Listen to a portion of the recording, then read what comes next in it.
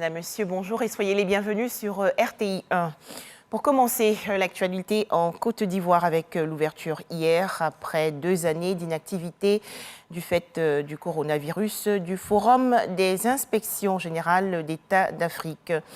Rencontre dans le district d'Abidjan en présence du vice-président de la République, Tiemoko Méliet Koné.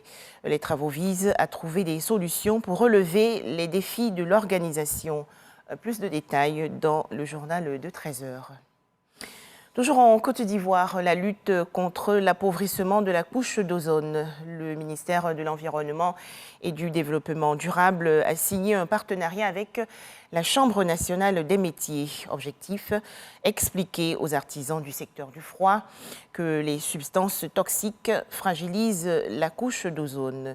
Les explications de Davis Oyo et Jean Djadji. Le bromure de méthyle, les halons, les réfrigérants 502, autant de substances utilisées clandestinement par les artisans ivoiriens dans l'univers du froid. Des produits pourtant interdits depuis le 1er janvier 2010 du fait de leur effet néfaste sur la couche d'ozone. Pour intensifier la lutte, Jean-Luc Assis, ministre de l'Environnement et du Développement durable, signe un partenariat avec le président de la Chambre nationale des métiers de Côte d'Ivoire. La convention de séjour sur l'utilisation de la nouvelle technologie de réfrigération et de climatisation correspond à l'un des axes de notre mandature qui concerne la responsabilité sociétale et plus précisément l'environnement et la gestion des déchets. En Côte d'Ivoire, comme dans la plupart des pays, les techniciens de froid sont en première ligne. Ils manipulent au quotidien les substances frigorifiques qui sont à la base de l'appauvrissement de la couche d'ozone.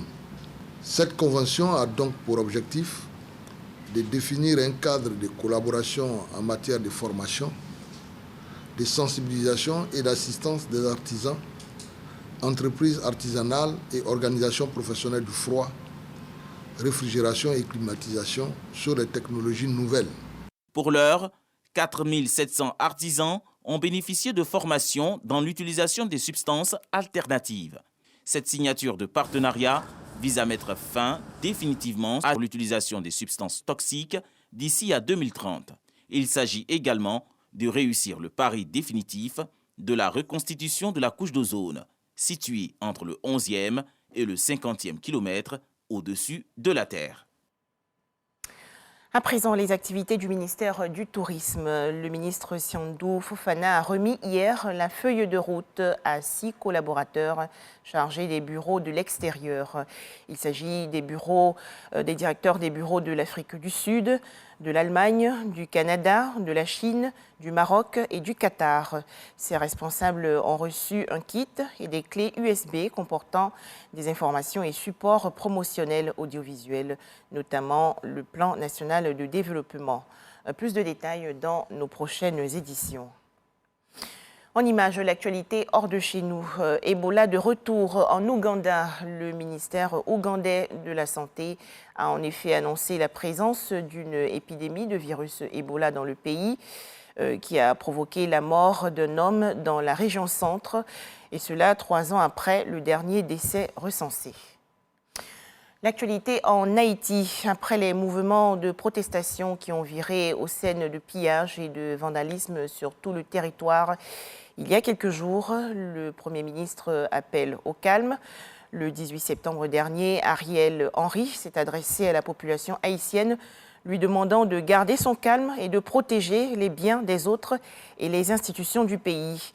À noter que des citoyens l'accusent de jeter de l'huile sur le feu. Pour terminer, direction New York, aux États-Unis. C'est aujourd'hui que les dirigeants du monde entier vont commencer à prendre la parole à la tribune dans le cadre de la 77e Assemblée générale des Nations unies. Les intervenants devraient parler des guerres qui ont lieu sur la planète, en Ukraine entre autres, évoquer également les crises climatiques, énergétiques, sanitaires et le coronavirus. Voilà, c'est la fin de ce flash d'information. À 13h, le journal de RTI 1.